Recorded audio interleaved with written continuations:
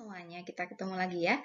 Di Poppy Pojok Psikologi masih membahas buku panduan psikologi bintang bersinar terang di dalam gelap. Kalau kemarin kita sudah membahas tentang kita perlu punya nilai-nilai yang baik dalam hidup kita ya, sebagai salah satu strategi pemecahan masalah. Kita mau masuk ke bagian berikutnya. Apa itu? Yuk kita simak sama-sama. Nah, ini kemarin yang coping skills ya, secara umum ya. Kemarin kan kita sudah sampai di mengetahui values atau nilai-nilai. Sekarang kita masuk ke boundaries. Apa sih boundaries atau batasan-batasan itu? Nah, ini hari-hari ini juga jadi cukup trending ya. Jadi sering banget dibahas di mungkin Instagram, sosmed, YouTube yang membahas tentang kesehatan mental, nah kesehatan relasi. Nah, ini biasanya membahas tentang mengetahui boundaries atau batasan-batasan. Jadi sebenarnya kita itu dalam berhubungan dengan orang lain itu perlu ada namanya batasan-batasan ya.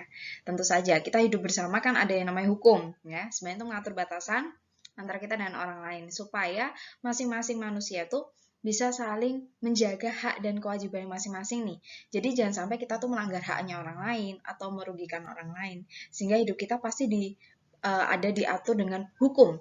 Baik itu hukum formal seperti undang-undang maupun hukum adat, hukum masyarakat gitu kan ya. Ada sanksi sosial dan sebagainya.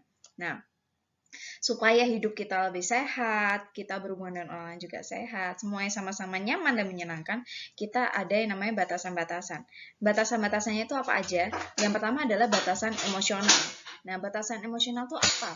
Jadi batasan tentang topik yang tidak tepat. Misalnya kayak gini nih, di Indonesia nih terutama sering banget nggak sih kita mendengar dan mengalami ini. Kapan nikah?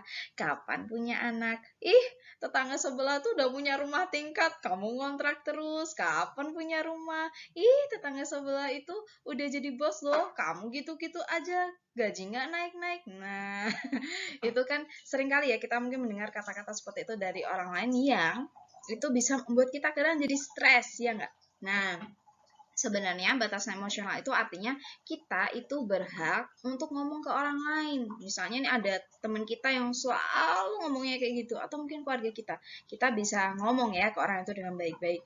Maaf ya Bapak Ibu atau Teteh atau AA atau siapapun itu.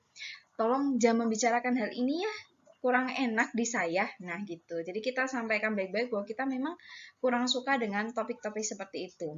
Nah, yang kedua misalnya adalah membuang sampah emosional kepada kita. Pernahkah Bapak, Ibu, dan teman-teman semua punya teman mungkin yang sukanya curhat terus tapi ngeluh terus ya, negatif terus yang diomongkan ya, atau ngomongin orang terus ya, sehingga kita juga yang dengerin, ini kenapa sih ngomong negatif mulu ya, akhirnya membuat kita juga jadi stres juga ya karena mendengarkan hal yang seperti itu. Coba dong kita bisa ngomong atau mengalihkan pembicaraan, misalnya yuk kita ngomongin tentang ini yuk gitu. Ngomongnya coba yang sesekali lebih positif ya, kalau dia negatif terus ya kan. Nah, atau penolakan terhadap emosi kita.